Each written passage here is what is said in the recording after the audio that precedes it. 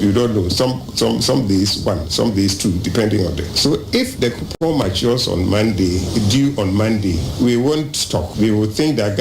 if government want to pay, the instructions will be given and something will be done that Monday. If it wasn't done, Tuesday we'll see a sign. If it wasn't done, Wednesday we'll see a sign. If Wednesday we haven't seen a sign, then we take it that government is unable to pay, and then we come here on the Thursday. So that room is there for you. So today and tomorrow we are here. Monday we will give you the opportunity to start paying the 15. It will be 6. I don't know what will happen Monday. We are yet to compute what will be due on Monday. Assuming it is even only one coupon, it will be 6 on Monday, coming Monday. If we see that action has started on the payment, by Wednesday we have seen some actions, we won't come here on the Thursday. The next week, if actions are doing it, we will also come here. Before I realize, there will be no gathering here. Let's meet tomorrow, discuss this and look at the long-term payment for the principal. So I would plead that tomorrow you don't come whilst we meet with you and see how best we can look at things. My father here is shaking his head. But as I speak to you, yesterday we collected, or we were given the coupons that were outstanding that we needed to pay, and then we are in talks with Bank of Ghana. And so I would ask that let's give ourselves tomorrow to have that meeting that you said you wrote to us but we failed to respond. Let's give ourselves that opportunity to have that meeting, and then I believe that from Monday you would see some payments being reflected. Obviously, I am Rasmus Jenny or one Rasmus Fema, this or more to what is about on Persias who are per month no honorable Abna or Siasar and Yetin and Canoa Cronwa, SRC, so a family or may we seek a 7 to years or and Tianeo Luma Fono, any Americano Cobo Dompim, our finance ministry Honomono, and a jar or Batan will pay by ye, Sanke John in Luma for and move away Babacasa, Nanka Omodomania to Soya Batain, Nanko Makufi, walk a day, one say Ram. Yeah, and some say, yes, he can have a bedimu, and your budget be aqua to Tundro, and the aqua coach to a Dallas Wonka, and I'm a summon from my ye, and I'm a baby Guanamosa, Doctor Duan and Yan Chidi to Nanim, somebody no Maka no Maka, Monday, Tuesday, Wednesday, don't bet fee. No, Yawada, because if you are done there, they be on the back with some Sicano, you bet you free honum. Na a Quanso Kusakusa Jumadian Penny Fonso, and a Ebo Amanie. Efri Gomwa wacherekonya no ewo mfimfiri mantamu ningina no eyese akwansia ya esiye neopran baase a passengers na ewomu eye adunum ensia ya kyerɛ sɛ ɛyɛ awerɛhosɛm a Ghana fo ade aka ho asɛm paa na no ɛna ɔmo kyerɛ sɛ sɛdeɛ nkontabuo ne si kɔ abɔnten so no sɛ ɔmo yɛ sɛ ɔmo mma na ɔmo mɛtene nsɛm a manfo bɛka ne saa ebewi akyire no na asɛm no akɔyɛ bibibi ɛwɔ hɔ ne saye nto mo ankasa afifi niam mo baba niam mo de nkontabuo na babonten kyerɛ sɛ enipa bi a manfo di ka te yes mo wu a ɔmo yɛ edu ensia no enye du nsia enipa du nsia bi a enwui ɛwɔ saa akwanhyia no mu wɔkyerɛ sɛ ebi mu wui ɛwɔ atɔyɛ hɔ no mu a yɛ akyerɛ sɛ ebi mu so kwa yaresa bi a doctor mpanifo egyina wɔn so ahwɛ sɛ wɔn nkwa betimi awie pɛyɔ ɛde ama wɔn na wɔn ankasa kyerɛkyerɛ mu na ɔpani a wɔne Sompa nsɛm trɔfoɔ edi nkɔmɔ yɛ kasamafo de ma ɛkwan so kosakosa dwumadie no owura appel adusu. Tuesday morning, we had a report from our federal regional team that a crash has occurred at Ocherapo, the Gomwa district of the central region. We were following up, but we gathered in the media space that 16 people, others said 15 people. We were so surprised, we were so worried that we had to follow up and get exact information. Our source of information is from the Ghana Police. So we couldn't even grant any interview on it because the numbers were too huge for our safety. And so we had to follow up. So in the evening, visiting the mall, the hospital, and the police that went on the scene, we gathered that it wasn't 16 or 15 numbers that were killed in the crash. Rather, it was 15. All those 6 lives are very valuable, and we wish they hadn't died in the crash. That was what happened. If realized that it was 6 people, but not 16. The reports that came were from some onlookers or eyewitnesses who rather said that 8, or they mentioned 8 or 10 people who were rushed to the hospital before the arrival of fire service, police, and other authorities. And so I think some of the victims escaped unhurt, and I think they moved from the place or the scene of the crash before the arrival of officers. So I think that's where the mix-up came up, where people were saying 16 people died. But records from the Winnipeg Trauma Hospital, Specialist Hospital, Morgue, and the Municipal Hospital indicate that 6 people actually killed in the crash. That's why we brought this release to correct the narrative. Any ya etwagu ye ewura Pearl aduso ne kasa de makwan so kosakose mpanifo abuso eguso ademo gina gomu kire kon ye won finfin mantem accident si ho no ne akiri nkoma eboba no a na abuso amobeka hye ne nso a emra asam ne koba asa no nkoma ba ko na ewa akiri pa ya na nipa bi no mo edie eye passengers ya no mugu eye Uton bus no a ene petrol tanker ne de ko bomu ewogomu a kire kon ase ne mo kase eja posifo ababonte chese ne ne ya ene ekase nipa 16 na ewu no enye 16 ya ene number 15 no ne ade a ne nyina na kese amanfo ewu anesa na busia asam ne ba ene beto dwase passengers no mo ti Uton bus ne mo no ebisi ka yira ebi phone so ayira ebi laptop na ekurekura wonum ayira no ne ade titiro ane abusua bi a wo mo eche so mo de be $10,000 esuma wo mo de hie bi so on famre obi e wo Ghana mema say ya eja accident ne ba sa wo mo ekotutu no botom na $10,000 no abeka $9,000 ya no mo fi se obi awia bie enam so ma enne anopa awia abusua ntete abato so perfect nsem jefa pono so eche se awia ya enna eye Winnipeg MTTD mpenimfo eko eye Ghana ne Liberia lorry station a wo eye enkrapumpu ne mantam de saa nipa no mote eye Uton bus ne mu a wo mo ho niema ebeto dwase ayira no ye kodi aposifo nsem no wo mo de akwa GPR to mpenimfo so bibia na ne de hye etika ne ma ne bibi yira ye no wo mra ho no no magide ne ene ma aposifo ne de koye na sika ewo mu no dollar ebunabunu no na eye $9,670 $9,670 and a year $2,630 a year Liberian dollars. $2,630 Liberian dollars. And a Ghana Sikano, do about police for instance, no, almost just 470 Ghana cities. 470 Ghana cities. And a mobile phones were a police for nature so monsa kaino, na ye makuma konsia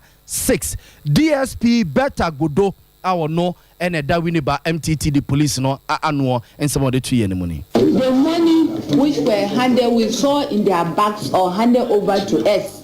was $9,670 and then $2,630 Liberia dollars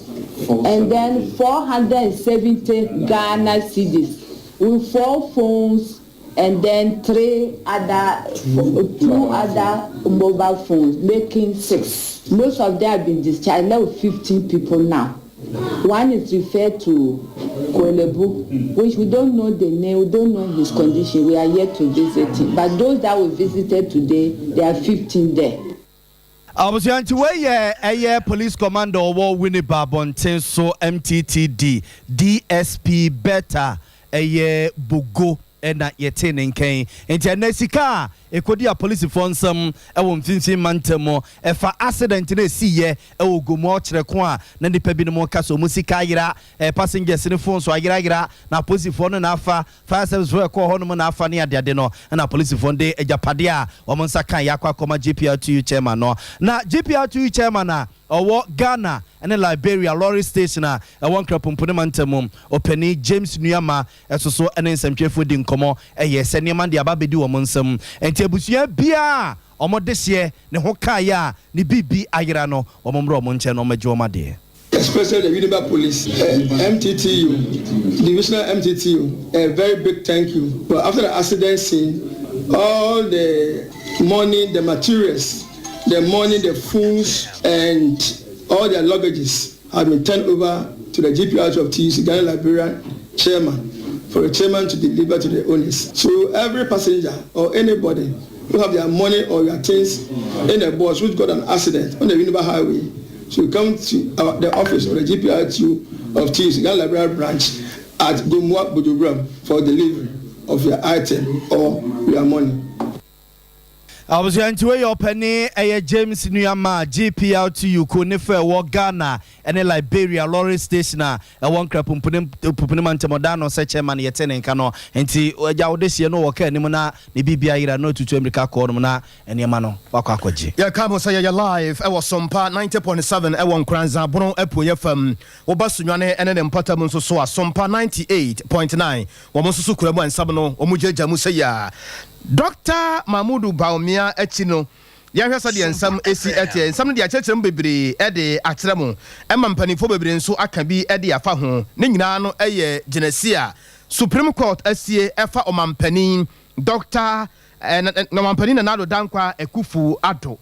Ningan Eye said Yawura Yaw Domelevo. Ya wakase onyina nche no ya asam no kopiem e wo court a court mpanifo no etrase o metre se da bi de course no entwa yie no aka ho bi ama woni a wonim de fa abanyosemu no obi a e ka ho asam bi tere se ei ne se de pa na ekeka kwa Ghana ha se yi na opani Dr. Kwaku Anane Jendi wodi ne djuma e wo Gempa se kyerɛkyerɛ ni wɔn ne nsɛmtwerɛfo adi nkɔmɔ wɔ se ampa di akoso no eya de suade de magana fo nyina enye ni ba konko obi a eka ho bi na afa so pa no hu se ye ma kwan ma mmara ye adwuma no ampa afa pa na yegina kwantempɔ mu case no ba na manage pa because no actually say rule of law emra na edin kunim Ghana enti nyina ye beda Supreme Court ase eno so ema ye hu say oye president ohwan a e wo so obi ade emra ye na dwuma wo mu a enti no media e ba no mani age na sese no abensem na ho ne abrofo frɛ no president no enti no ache no wo be ye president a yes so sorry ya o si ma you were on leave proceed on leave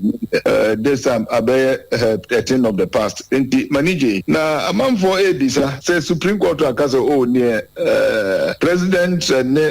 in Crawford no unconstitutional. Until the next question is say what declare that act as unconstitutional there, then what next? A debut in the Enyamanunka Hosa and I said DNA what are the consequences of the judicial decision now Mudiabano? Normally court to the Weba it was so Mudi reasoning no Ekahoba but reasoning no Empire. No near Yesha Nimun says reasoning now omode bebano ebetima baso esan se ne presidency no anye no amfamra kwan ho ntino e wo se enye Samson Sansoi what are the consequences if that decision mu eba ebia ye twen se court no be ka se o sanete e dia nipa no amfamra kwan so dia monsamfa modwuma ma no but say technically Domolovo Daniel waburu the age of retirement nti no odi ne ba yeye and secondly ebetima base ye wa okomu no ayakayaka dia okomu no ebia aban emma no mpatasika bi enti consequential orders no a Supreme Court do beba no after this ruling no na yehwe animu enti yegidi se ye nkodimdie emma the rule of law in this country na no so kire se ya ye wo oman mu nso e wo se di buo ni anidie emma Supreme Court ni court nyina esa se ye nyina ye dwan kobia no Dr. Kwaku Anane Jendi ana yetene kan obi a odi ne djuma sa kyerɛkyerɛ ni ewo Gempa. Abuse yamfamo free Supreme Court nsɛm no money yamfamo nkɔ NPP amanyuku no atena ye mamoni tue de kan de atoma ne modeda so so no kokuku NPP amanyuku na bi nkrata mato no se ra no mo a wo mo pe president de wo NPP party no no obi ankɔfa nkrata na ene atwa ne ne yɛsɛ ne fo no nkosi gyina ye enkoto wo mo so aba ne CCC sidadaku kata bunkutu 3 ya na yɛsɛ NPP amanyuku na di edo ko 2024 elections na Ghana ma de hye papa ho ne akwa akoto no na abusua ranum pinu a ene free na no fia da party no ebi enguma mutu ho no no wo matutu America akwa akofo no nkrata se ye no kase vice president Dr. Alhaji Mahmoud Bawumia akofa ne de opani boache agako a enwe bi atwa mu no yesofo a o sho my God ya ho ne ho nsensem so wakwa akofa ne de kwabna eje Japan enwe bi atwa mu no ye twetwofo opani de MPP amanyuku no wakọ akwa akofa ne de kanemra so adwane no wo mra so gefie de hia e wa santema mpo abaton pesua so onabo Francis Adenimu akwa akofa ne de kane so afo a no show my God you carry your own sensum Dr. Usefri Yakoto Pinocchio akọ fa ne de na energy expert Kojopoku Nsafwa wono so akọ fa ne de Dr. Kofi Kunadu Apreku kanemra sebejane de ma desia no mo ofenso ne mpotamom wono so akọ fa ne de Yera Alan Kojo Chiramatia Lankase enra wono so ekofa ne de na enne openi Kennedy Kwame Akompreko Kotia Boa Japan a wayemra sebejane o womra sebejefie ma desia e wa Central Abaton Pesia so mfimfim mantemo and owura no akọ fa ne nkrata Yera Kwamo Usu a why campaign manager edema honorable Kennedy Kwame Akompreko Japan and no ko gina na mu ko fan krata no fawie ye no honest and odwene ne ma ho de wote se o kan sempi e ko na we no wo kuma yeman the contract na ne boarding a wo kama yeman se nkola na esisi wo kama yeman ese se wo yibi di mo man ya o kama ye o yo bi am se bibi e be su bi onfa sika ensie oye adoye and the believe say among MPP before I pick Biano, Nadoyinti, see breaking the 8 year. Beyond the NPP, he is the man. In the Wall Street is well. You pen us some so back, nobody will mind the situation. And I campaign grants to the Ayapa, pen you, but yes, the research survey, I do say, but make I say, Yadakai. Obia upon Rabo can be a more command call, Yadakai, and Grofo Pisu Timothy Cancer, Honorable Can or Yam will be ya pick a form there at the bar, Quambia, so no, Honorable Can, Obedi Ghana, and I do no swatch it. Kennedy, what our parliament to go out 23 years. Well, who be BI or Ghana? Will go through so much in terms of level of experience, yes. In terms of say we need power, so many party, and the guys are through as well. And I just experience, and yet the level of age, yeah, where the maybe 60 years experience, when you be that, but already will go through, and the guys are through Biswa or no, so. I'm for Penny Kwamo Usu, a campaign manager, Edema Honorable Kennedy or Hene Japan, Jene. When the Kujana and Nemo, a Kofan Krata, no the Honorable Kennedy Japan, and watch as a papano, where discipline. Now, no, and a month when it done, so say, and nay will be departing anymore. Break the 8, will be to my bricky. This year, war a send off and an important muna, Casamucha say, Eurade, near why your dosun, the wire dosun. Nigna, says, almost say, Ade bi say no, na ne yie mu a, omo da owura jachi kwesi ase papa. So twantro. Nko wan twantro anko mo kwan nko ma anye. Ko wan twantro a, e kwan no afe apem ahankron aduokron ensia na kwan na seye. Na so se pani ni twantro kitua bi no, ye kwan ni nyina de ama wo mo. Oma kai e wo Bible mu. O kai Bible no a, o se, ebre Nyankopon be wu ye age ye nkwa no. Hwe, e na ye sa ho nkwan. Say ya no more con say ya omo da awurade ase no mo da jache question so ase papa na akwan na won tam ho nyina no fidie gusu biti gidi yenti ade se no. Totally surprised. As you know, this contractor was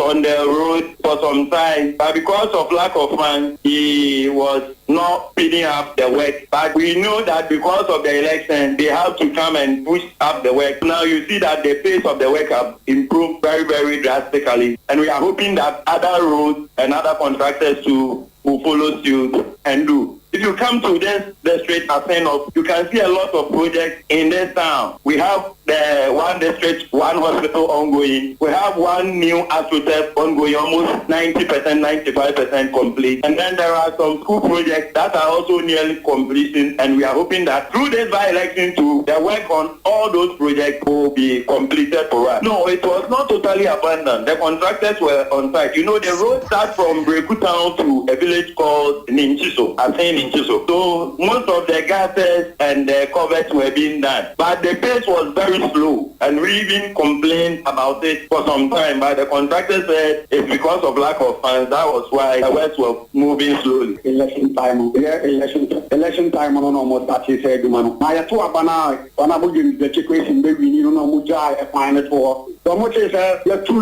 free parliament I for by election no matter the machines in Abigu Plan so more yegma. Bang your mujato bra ache 2020 now men and no mujato. She made me the name of the for. Yana any for this or more was all more than one or Muguswa or more yano. You know, yeah, penny I can you much Omobeyakano. Ah, Namiado by election Basuya or more unity. So and Yamadi for and Yamadi for because of by election in India. Because of by election in India and I can't Omoye. Namuno, the Diaragano made a midam and pipe on him in Nazi and say, my papa in the education. Because on done or say about a Giera, I will put a fata or my Yamakurubiano, or Besom Piti Amomaye. And so your tea and I'm acquiring a coso, because so come on, friends, send me to Parano, I'm a by listener. Wanda kwa mume enti ayame kama kwa doke kwa everybody to question the other to man no win and kwa do baby on one ka to man ntaso me asa Canada by election for very on beto be yam to no wo promo nyina enti me ya so omo dia ba ya be na mo ba me dia ba bo ni ti ha rapani ya ba to ma ona bu tentati ko one ni mu no ade say ya wo asen of and some of the tun some twelve anim eno no I was here the move free asen of about on person aso ne from on your semu na je de makoy light bill ne water bill nkomo no ho na awie mo be ka sen nso e de to manim say enne June bosume de dikan yi and a light bill ne water bill ntumu no a Public Utility Regulatory Commission in Penning for kwaji mo say enya adwuma no enne e hyase e ti wo kodo akoto prepaid ya na wagye atum sa de ne yatum enti wo ne se bia 1 million na de bia woto no yesi kakra piece one sana etimi aso bosome no amesrawo enkoba twede enkokontoka bia no wagye atum no waye ne saa pepepe enam so ema so perfect ensem chefo pensema du kataro no ntema mani tua sa asam ne basa no a ye 50 mu didi mu baba mu hwem kokosi ase ansa na gya ya no pipripi se de bebo so bia de akwa koboso no nti no ye bo pne PURC mpedimfo ema Dr. Eric Kofi Obuta wono ene hwene amansa di nkomoma wunum ye ne kodi nkomo kobusa nse na de na asie ya mototo light bill no water bill no wo kire se dollar yi asense da nyina fa ko inflation ne ma be bre no mo kekese ni a enam so mo mato light bill ne water bill mu sa no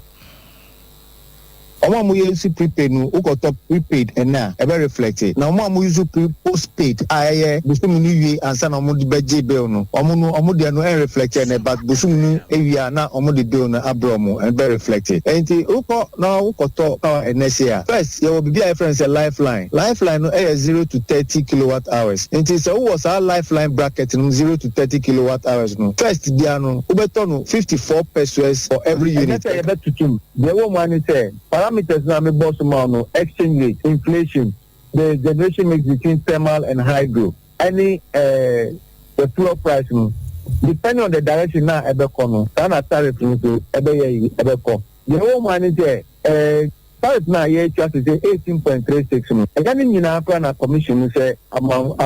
for ANTR that's not what the commission is pushing to the consumers and I say nyina ka say 27.5% if we to recoup everything and I will say 27.5% increase but in the wisdom of the commissioners no mo say no o my heading if you yan kakantaka if you say the idea ma o no 18.36% revenues now I was saying utilities no enya for this quarter to operate no 1.3 billion now 1.3 billion now also munya no say 18.36 na idea ma o no it will be able to recover 800 million cedis not just say akabe 400 and something million cedis I also recover I debt edaho and say yeah kwa enim no mani nyina na be ma tariff back down and after be cost so say be gina the dia one Abusia for where Dr. Eric Kofi Obuta one hwani amansa di nkomoma PURC for no a wo mo energy tum eto light bill mu ne water bill mu e de Magana Water Company Limited ne ECG4 ena na wo chechi mu adekra ko mu a eno ntia ma mato light bill ne water bill ne no kire eno wo ka kire se sisi de yemo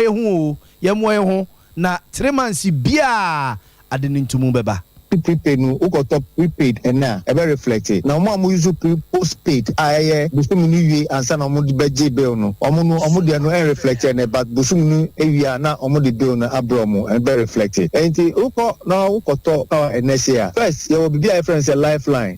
no e 0 to 30 kilowatt hours enti so was our lifeline bracket no 0 to 30 kilowatt hours no first dia no ubeto no 54 pesos for every unit you can say kilowatt hours 54 pesos but say from a econo, about 64 pesos per kilowatt hour. That is if you are between the 0 to 30 kilowatt hours. Now, there no PURC there no energy charging kwana bibi o wa can levies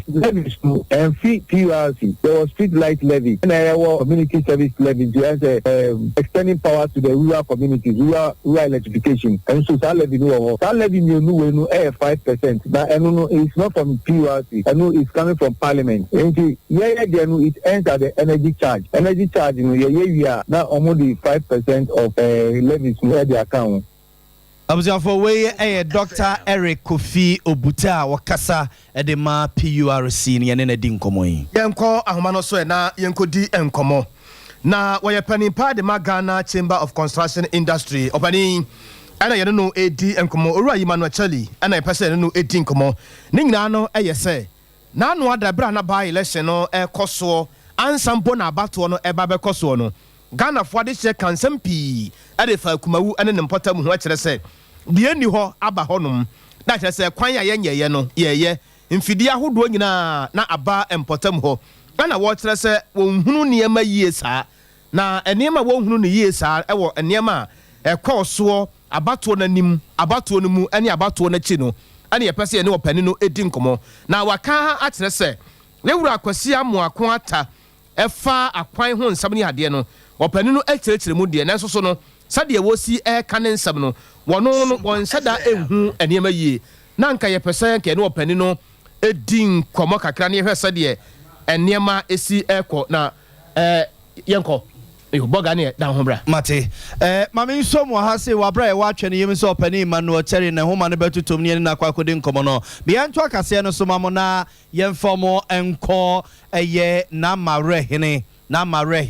na tena ye otumfo ma re hene busia otumfo ma re hene bafo osai hia ma brentu a otoso mako eye 9 ofra konya ese otumfo ma re hene no mfie mako aduonu nwotwemu ane enam so ma ene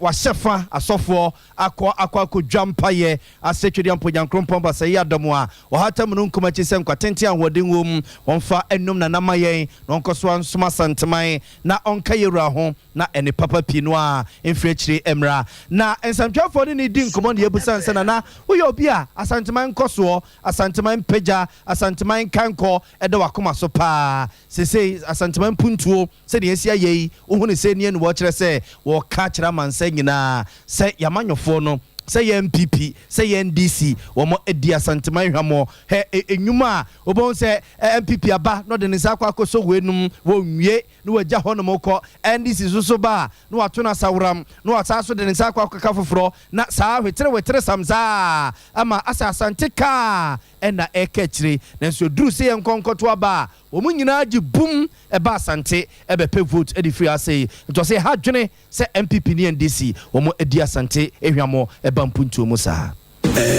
asante mpuntu no nyini se ohwese the development wona ohwese the enkran airport city de you know enkran according to ohwe MPP oba power we can one fi eko edunan say NDC so aba le bebrebe omumie no nyina no do na no omunye kuma se MPP se obi ehunu se asante vote ne onkeka hono etimi determine politically nti omani abre even in their local bia pese obasante na minim at the crop just asante so ayesu no se bia nkafo Volta region ana northern region ana eastern region ho enye development chance antia you know obi betima kan say asante yebesu and politicians almost strategy ni nyina ko gina kra and no enam amana basa sante de enye and asante contribution economically and yoma bebre to say asante ka ho Ghana culture edru baby bebre and era and monyama ode bae ebra your coronation of King Charles to be a asante jumedia yedi wo mu enti Ushemua na your contribution 1896 abrofu baba esi ebetu gold asante gold eno mu betu ya omu de ye asante echirebe ya asante gold ne ho keka enti omu ni ye ni ye omu mienu nyina benku ne ne fa Awusia otumfoma right hene bafo oseshia my brain to otoso ena mananso eno eche no ye ne se na no no wote se MPP aban ko no akwaje $3 billion the free IMF wo honum e de aba be so my Ghana economy mu he IMF ya ye kwaje $3 billion si o se Ghana senke tenase na nkia ye de ma ya ene ma twere amponyankrompon de adom ye ensase ase ene ensase ani se natural resources no bro be 50 billion bro be 1 trillion kra eno tisi ya trans ni ye niam ya enye $3 billion ya ye kwaje free IMF fo honum eno wo sa se ye ni dasoa se ama wo mane ejego se hyase ye dwene konkan ye dwene ko animu ne ma ya dwene ye bedwene no eye akese sense ye ni ye de ni be kwakoto $3 billion ya free IMF fo honum eba na say a drew stage MPP for na begging for 3 billion first ubia beg ya call IMF ubia kobi what you say na sika kra na ye kwaji no IMF wo mu no sika nyina ye say about 600 billion yen on tap no equivalent of 12 trillion enti ekwan be na ye be fa so ayen ye de no ebetimi tap na 3 billion 3 billion crowd is shot near Copacho, near Cosre, China for near Cosre, German for Nubia, but 3 billion. Chief, cocoa, I produce, you know. You produce cocoa, send you in free cocoa. You're the second largest producer of cocoa. Second largest producer after Ivory Coast, the whole world. Sika yena yani Ivory Coast yena 10 billion. The cocoa industry, Matissa President, or aware $110 billion. Say industry source at the end of what they are free water. Momo in Indonesia, they produce 70% of the world's cocoa. Now say, sika yeno, a year they can say, if I say 10 billion. Now industry 110 billion. Now a country like Netherlands won't produce a single grain, a single bean of cocoa. Utiminya 25 billion from the chocolate, cocoa, 25 billion. Na ye now, na ye sre, a brai wo a gold.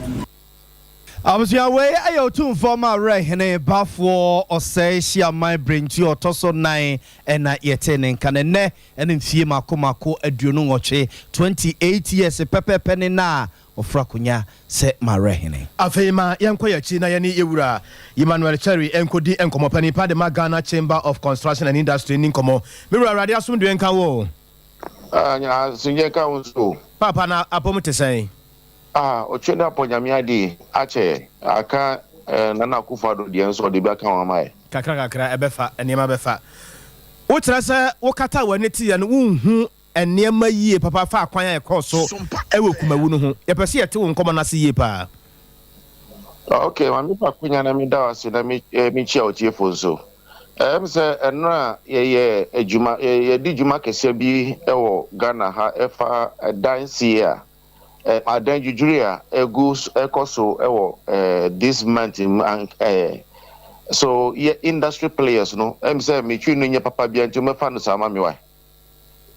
say enra ye share no nkomodie no mo no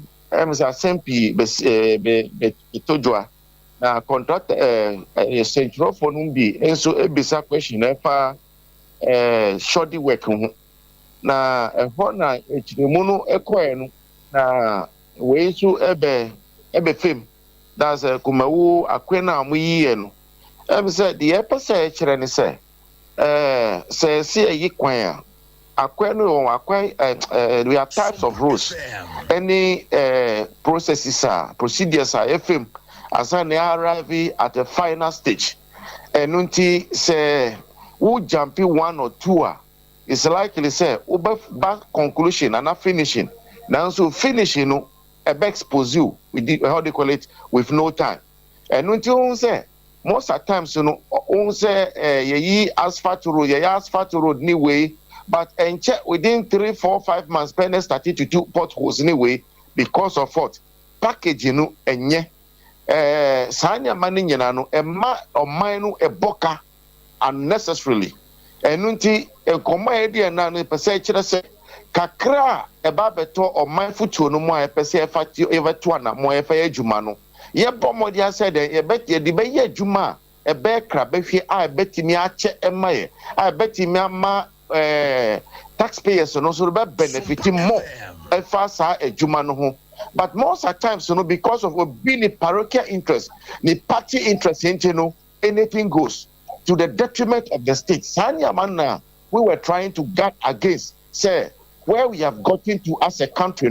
we need to at least protect the national purse with the letter that comes in, so that we don't just get ourselves loosed into any other grounds and then they're just losing money anyhow as a result of what this kind of a shoddy work we experiencing in the country. Because Sisiano, yempel technology abedi hin Sisia asphalt ni boy dikakra enunti yepese ya ni yie na mfaso ewo mu no yenyina yebetimi ade agwagwa ho se ampa kakra Ghana man insakan no otimi ade aye kwen. I take it 20 years and then start experiencing potholes. I take it 10 years and then start experiencing some little defects anyway. But most times, Ubaya Jima within 6 months, now a corner started to do a bouncer who contract and Ukrano will need identity because when your image, your reputation is attached to that particular project. But because of package and you also have no choice. You better now so awarding agency and a ministry who says this is what they want. This is the amount of money we have, and therefore our intention is just to as much as possible.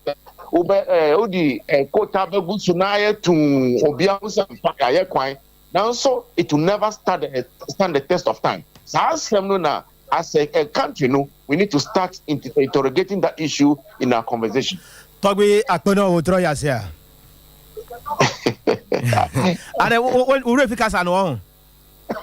Betipa. Oh, akwana mauna yira osia. Mauna yira mikata. Opani Emmanuel Chari ena yetene nkano onene pani kwankyerefo wada Ghana Chamber of Construction and Industry no nensamua wode ma yasonu mu ewudu papa. Na assistant headmaster or eja wo Supreme Montessori International School wo Brema Busia Kruwa Opani Joseph Bafo Ababio ena osrese ade ba ko wose yede hye yenkwada na se yesempempi no ano ye mane ko school so enkwada na kwa koto ba kwa yi students ne mpenimfo se bia class prophet no boys SP girls SP sam wo mo kwa koto ba se sa no ye yemfa nwura ye makwan na enkwada no anye no mo enye o mo nseseye na ye de abato no hye enkwada na se eye ahyase sa no a omo nyina no na gese wo mo de nyini papa ni nsem wo de tu gemra and the Supreme Montessori International School a ewo Brema Busia Kruwa wo mo eto aba school mu hono mo eyi guest SP ene boss SP a wo mo ebeda school na no adwempo a yetechiri ni se tiedi nkan yebeyi akandifo ede ama ayi school no yetosum yenu pa ne botaye titru a yegina so sanse nei no se wo hwe o man ni yeto aba obetwa yete spoil ho barot ho rejected ni ade ni nyina no yese enkola no anya entete no enfri fitia se no tie trans news no se chase free mpempre a akora no beduru ni pani fi so no okogina oso oto aba onim ne ye anunti ne yetena se kan tipa mo ai do no ehye so no to bi sa me na botaye ne de di kan se benya kandifo dia ma school no for assistant headmaster domestic your Supreme Montessori International School Brema Busia Kruwa ne yetene kan no akire and a headmistress a ono so preschool Madam Belinda so esre osofo a osho my Ghana ngumasi omon sensem so abato de senke di ro mo curriculum no mo me de hyen kwada na se a enka ebeboa pa the ebesra aban no ene say de yakeka bebre ye de kire enkura no se ne be ya omu nyinyi enye den ya ombeto abane bi meka nation ombeto abane bi nti ye be sha abane se dru se ya se ne ye kire yen enkura no e wo school mu ɔmo nso bɛyɛ education bi wɔ abɔnten de ama wo mu na ebi a yɛwurawura yɛn fie mu yɛkyerɛ nkora no sɛ ne yɛto no sɛ ne bɛyɛ a abaade bi a yɛsɛesɛe no nyinaa ɛto sɛ ɔmo textbooks no bi koraa wɔ hɔ a asɛ biribi saa wɔ but ɛnyɛ specific say we know but okay kan a ɛma ɔmo nimdeɛ kakra ɛfa ho Abusua headmistress preschool Madam Belinda Nietene kan no eche nkwada no a na ebinom kope guest SPA die ebi so kope boys SPA die a wo mo ekoma yeto wo mo so aba no wo mo so mo de nsem sei se no mo si ye wo mo campaign fa ye wo mo cheche mo sei kire yen me pre position boys prefect Supreme Nzori adenti ambasa me pesa position we ni say be share batch me nu na mo de kan bae no mo yo ma adwuma kama na me won cry say metimi aye de chance nti we kan bi ntina me be pray for position we no na position no me say metimi aye asaya mana broso cause e be boying aspirant because if you aspire for it and they vote for you and you become the leader, like it will boost your confidence, especially if you have glossophobia. It means fear of public speaking. So if you fear to speak in public, it will help you. Said a bear and say ballot pan. Unicorn. That should be said so about. Said a bear and say no. Abjafonti na Supreme Montessori International School wa Brema Busia Kruwa Batwa omoto ye ne yete nkwada no omso mo cheche omo nsem mo de kire ye no na oru ayere wendi enwonam adelamte ena ne nsankyerefo edi nkoma no na ne nua no ayese wayek ededa kodwumadie eto ho no mu a na wo kyerɛkyerɛ ye nua no mu ne wo faase ne ye ma no a BC nsɔhwɛ no ya na wota atwuro bi no obi wo ho no mu a sɛ wokɔtworo nsɔhwɛ no wi a na sɛ ne nsunsuanso ne ba bonte a ya na enema mu na ho papa mfama wo mo ya na nkuntabu no hu sɛ de wo nsɔhwɛ so metworo pa ba wi a kyase mafele ne ade ba wi a kya kola no bitimi su saa na odwa ne maame asum sɛ kwa were ma ake ne ade na wayek no ɛkyerɛ sɛ ɔmode emfie maako enum na asi ho ye aye omobotae na omani so ade hu se bema enna ne agya ne nkoda na ekotwere so hwe ni bi no ate emma no ase te obese bi a nsunsuaso no eba emonten so a na ye maame Wendy ebra na o kyerɛkyerɛ nsɛmu no ye nte sɛ de osane nsɛm ansɛm twofo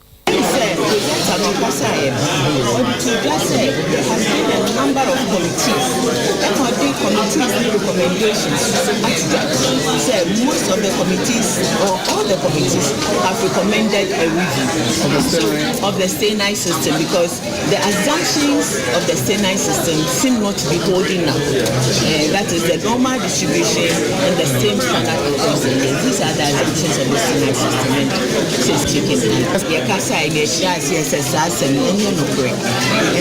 Chief examiners, zonal leaders, team leaders, and assistant examiners. 20,000 plus. Now, no me human. And almost maybe a dancer said, nothing's to me. We examine via preliminary coalition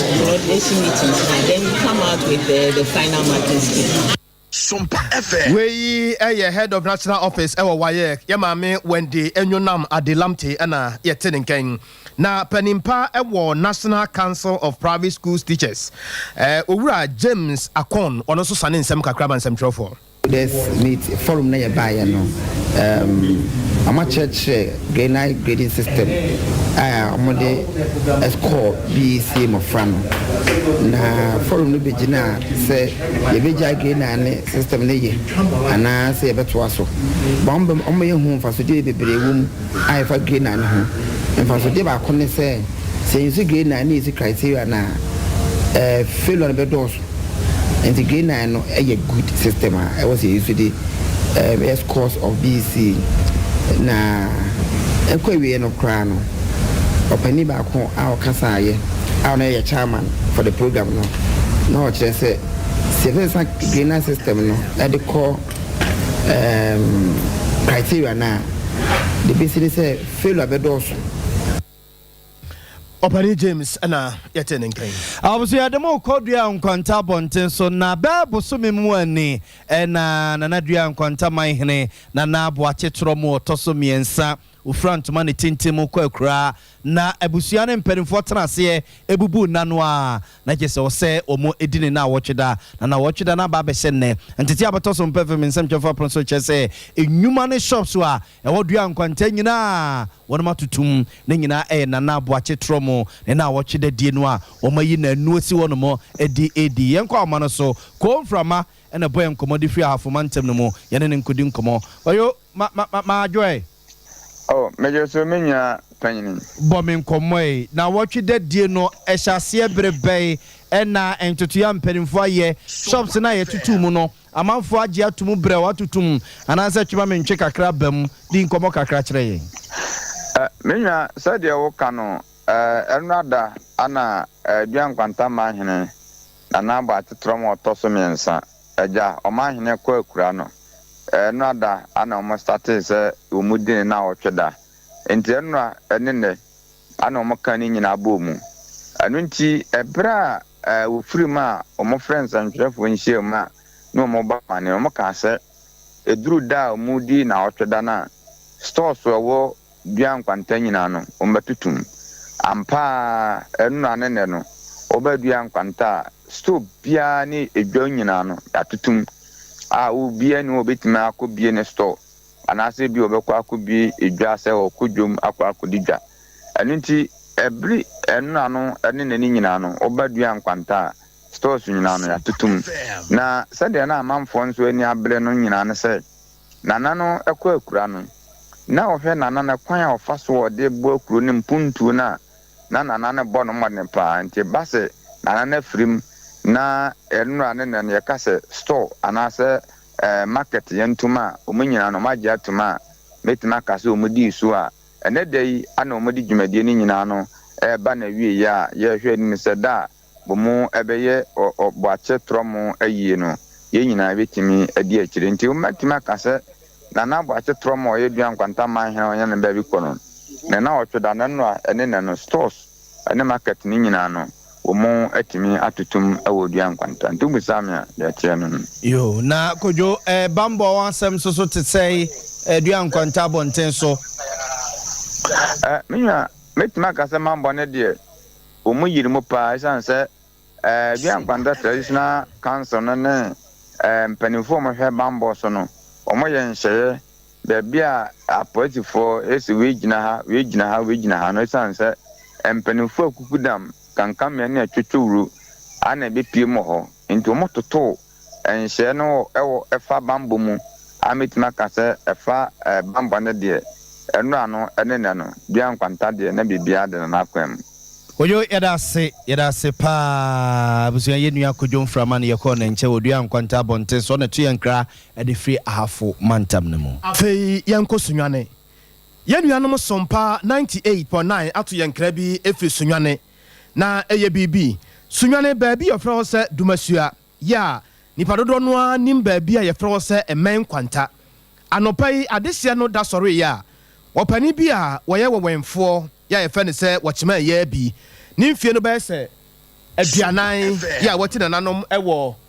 ensie do na de koba ye nyina ene se woye obi a wohwe amanfo stores ede ma wo mo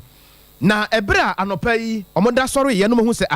sade opani Pascal esida ho no de asepani no bibia ye no nti amanfo frase ya opin no kakran we se ampa sade opani wosida ho de ebia na enkwa eninimu nti abra mpanifo ehunu saa no mo frase se da bi sade ya ma ye mo apolisifo ama ne hwe se sade opani ni sida ho no yesusu se ebia wafiri mu wane ya wade wani hunu sade na opani ni sida ho eteretere mu se wo yo bia wo ye adwuma ewo emen kwanta ho no a ya amanfo provision store ene wo hwe ede ma wo mu nya mfinsa be se aduanan na sade na osida ho no na aduane esi ne nkyɛn no na woda ho din ti sade bia wo so daye no enso daye no de wo so a wo antenani ya kyerɛ sɛ akoya asefem sempa na odansini bi kyerɛ mu kyerɛ yenuanom Sompa 98.9 onye bia edin ayensa kan ye kaska owo empie beye aduanan ho ekwo na biunu na woyobi a esemni a otukwan afiri ni kuromu eba bedi pa ewo eye bro mantom ho ya sunyane dumasua na na wo na watchman adwuma na wo ye na onwei adwuma wo stores na wo sunyane dumasua bread bia efre ho emim enkwanta Pascal Yobia okwabipa ni utimi kwabi na onenam na oyi nsenkwa no na o midimeni ta na nnade na nia koba ye ne se ba bia wo ye adwuma watchman adwuma na wo store no a wo na bebe ene ekoto na de chenye Pascal extra store na wo extra store no efre no yesterday ya wonye so ye obi de aba na twempi anase bobi na abona na so teknya ne ko na hu ya etesa ne hu ye ne se politin bag black ibia ya ni ewo musini nchen abusia we odanse ni bia asem ode ma yenuanom Sompa 98.9 ya oboaboa no a ode ma ne ye abusia yemfa kase ne nsi na yensore na kwabna ende da se ne yemfa sedama 3A Herbal Center wona aka wo ho a wadi koko master edrono abadwa so sisi yade etu ase ba bia koko ni se bia no ebefiri hono de akọ ayam tim de na wotenete yadro no hawo bia ne akire wo no mu abotimi akọ ba bia ya wo pesa wokọ ebi wo Kolnak Danny Heba Mr Heba and Pedank Fresesi na yenim komo wadawma 0546 107 107 0546 107 107 na Universal National Clinic say yan kantra say kawakoma to yem wate ye de nua hini hahama enubra na aka bomu a ye de gini padua na firi wo hawo ene amane bia ya wonamu yare bia ye hu adwuma na de ntia wosa wo ba Universal National Clinic ene say yanko an ye wa nurse fo ene doctors abrane a ye heda ede o makọ akọgentete asuahunu adwene nyansa krokro ya afo bia ya obeba ya tena ye honum wabesa ne ho yare waduru ho kura ne se ene wudi nkomo na wo yare ne kura frase a ekọ no eye bafua yare bi te se malaria ne ha wana typhoid hepatitis abusuakuo ni na o sane de keka hu bia no yetu ase e de maun atonsu S line ya ye ben bonsuom hyane nso atonsu S line ya ye ben bonsuom fe doctor sisia na wo chana nopa bo mode ne ko na doctor nyi mfiri hawo ene wa mane ye bia mu 0556 22 4102 0556 22 4102 na doctor enye so anwumere me kanfo na me dia ma wo se ba bia wo hye bia no mesrew e ma wo remfi se ano ne miensa ye de ba dwa so no wo ba gibi wo de nyese bia wo gi akonom kro wo de age ne ton na hwe se bosome ne beso na hwe sika ya wo aperitivo ene wo to atiem e kokosa ba konso eye mizo eno no eye yaro ana ba konso no eye 5G eno no eye red kakra sei agurade a wonya bia me se enso to mo am ton nsuo ene drinks waka akwa ho ne ade no bra Sompa TV Sompa FM anasa frayensesi a wo de frayensesi a na ba bia wo bia no me wa ha me pesei mo mfa mre me hia mizo sei me hia aperitivo sei me hia 5G sei na mo mfa mre me frayensesi a na yenni enkomo na yemre wo bi 0246 270 221 0246 270 221 anwumere yi wote yanka Sompa 93.1 FM Sompa 90.7 Bono Apuye FM eho eye enkuranza ne mpotamu sunwane Sompa 98.9 yenuanom akwanya ako ene chiamenimo ene napoku num nyina ekurakura mu ho a wode nsam no ba ewura asante ebo Benedict ne samufo kosua somoa ena afensusu no kuku a akoso ajewa kodie mami ya Grace ene abusuafo nyina Dr. Silas ne Buffalo nom ene abusuafo nyina Sompa didie mo nyina mo boy MC Adam ho kama na nakwabra kese na afei na ya bo malibi aboga